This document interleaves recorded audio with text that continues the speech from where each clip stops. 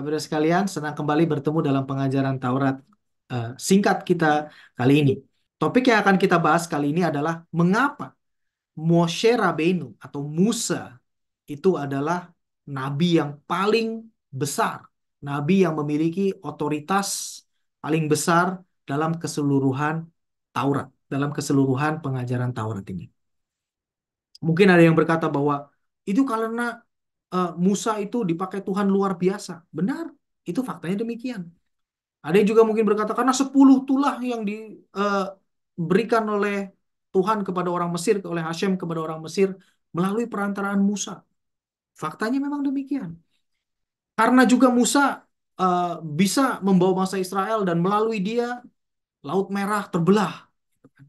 Apakah karena itu semua? Apakah karena fenomena-fenomena itu? Silakan disimak penjelasan Rabi berikut ini dalam bahasa Inggris, tapi akan saya berikan subtitlenya di bawah. And today we're going to talk about the seventh principle, which is about the prophecy of Moses, Moshe Rabbeinu. Now, what is its special significance? Well, we know that the certainly one aspect of the significance is that the prophecy of Moshe Rabbeinu is absolutely authoritative, such that if ever another prophet will come and do all kinds of miracles and wonders, in other words, we might be led to think that this is a prophet.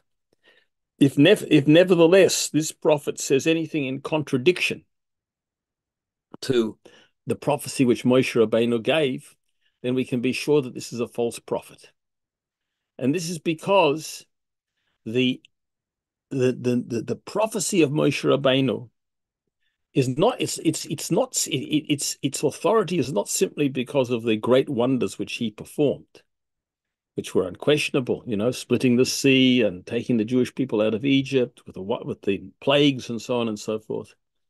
But as Maimonides explains, it's because the whole Jewish people saw Hashem communicating with and through Moshe Rabbeinu at Sinai. In other words, it's a testimony of the whole Jewish people at Mount Sinai, which validates ultimately the nevuah, the prophecy of Moshe Rabbeinu, as the absolute foundation of all Torah.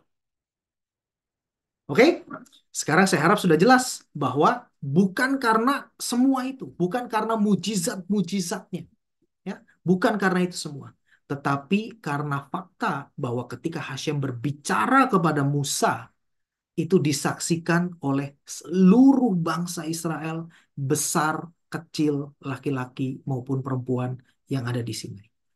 Itu yang penting, Bapak Ibu sekalian. Nabi-nabi yang lain, Yehezkiel, Yeremia, ya, Yesaya, itu mereka mendapatkan dalam visi pribadi. Mereka mendapatkan dalam nubuatan pribadi.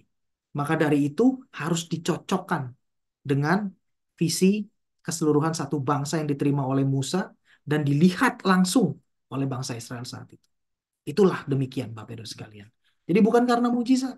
Maka dari itu bila mana ada yang berusaha untuk menggantikan Musa, menggantikan otoritas Musa dengan mujizat ini dan itu, Musa sendiri berkata di dalam kitab Ulangan 13, ya kan, bahwa akan muncul dari antaramu seorang pemimpi yang membuat tanda-tanda segala macam. Bapak Ibu sekalian bisa baca sendiri.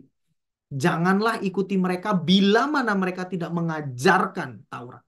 Sesimpel itu.